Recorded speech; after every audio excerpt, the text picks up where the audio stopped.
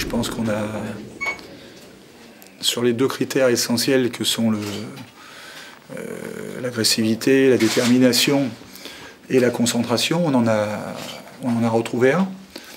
Le premier, on a fait preuve effectivement d'envie, on s'est battu, beaucoup plus que sur les derniers matchs.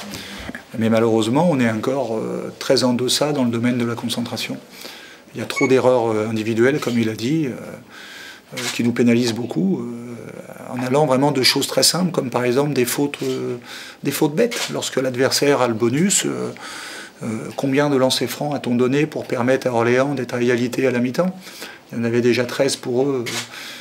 Et surtout, le passage où on a 10 points d'avance, je crois qu'il y a 6 ou 8 lancers pour se rapprocher au score. Avant le panier de Brian Green dans le corner, je crois qu'il y a 8 lancers consécutifs, dont 4 sont donnés alors qu'on vient de rater un panier.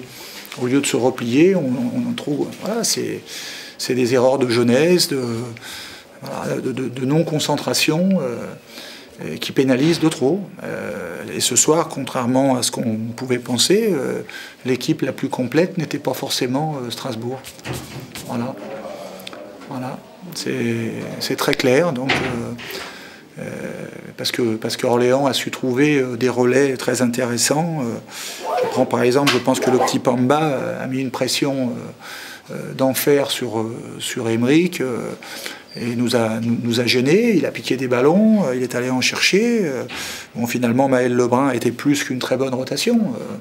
Donc finalement, ils ont trouvé des éléments, alors que nous, on les a beaucoup cherchés, et on s'en est remis essentiellement à l'abattage d'Alexis et de Ricardo, qui nous ont portés. Ça aurait pu suffire, à la condition qu'on ne fasse pas toutes ces erreurs. Voilà. On n'avait même pas besoin pour les autres d'être brillants.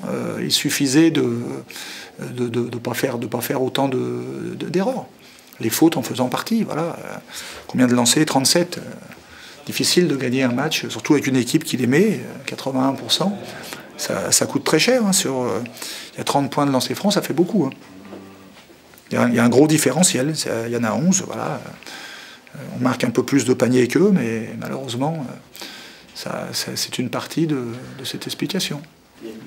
Parce qu'on avait... Avant, on était sûr de nous, parce qu'on arrivait à trouver systématiquement cette relation Ricardo-Alexis, où on était ultra dominateur. Ils ont fini par la contester davantage, par fermer encore plus, et on n'a pas trouvé de solution alternative. Voilà. Eux, à la fin, mettent des gros tirs, celui de Chris Hill derrière l'écran, celui de Maël Lebrun de l'autre côté. C'est là où le match bascule. Hein. Le match était encore tout à fait équilibré, mais c'est souvent comme ça. Portés par leur enthousiasme, ils ont marqué à ce moment-là des paniers énormes. Hein. Voilà. Et nous, on n'a pas su trouver d'alternance en deuxième mi-temps en particulier. Un petit peu en première, mais moins en deuxième. Voilà. Et on avait déjà... du mérite de rester dans le match comme on le faisait. Et ce qui est dommage, c'est que sur cette domination intérieure dans le troisième quart-temps, on crée un vrai break. Bon, associé à quelques bonnes séquences défensives, on était vraiment solide dans le troisième quart-temps. Et je trouve que là, on a été vraiment léger. Je trouve qu'on a facilité leur retour. Voilà. Après, c'était différent. Le match était à refaire de toute façon. Mais leur retour, on l'a facilité. Voilà. C'est dommage. Voilà. C'est dommage. On avait l'occasion, dans cette fin de troisième quart-temps, d'asseoir, de prendre vraiment l'avantage et de les mettre en difficulté, en tout cas dans une situation inconfortable, et au contraire, en commettant des fautes bêtes, quasiment que ça, on leur a permis de se rapprocher au score très vite, alors qu'on avait creusé un écart sur des actions de jeu, sur des paniers dans le jeu. Eux, ils sont venus chercher l'égalité sur la ligne, et certaines de ces fautes étaient vraiment évitables.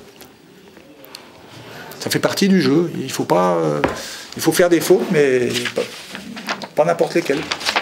Voilà.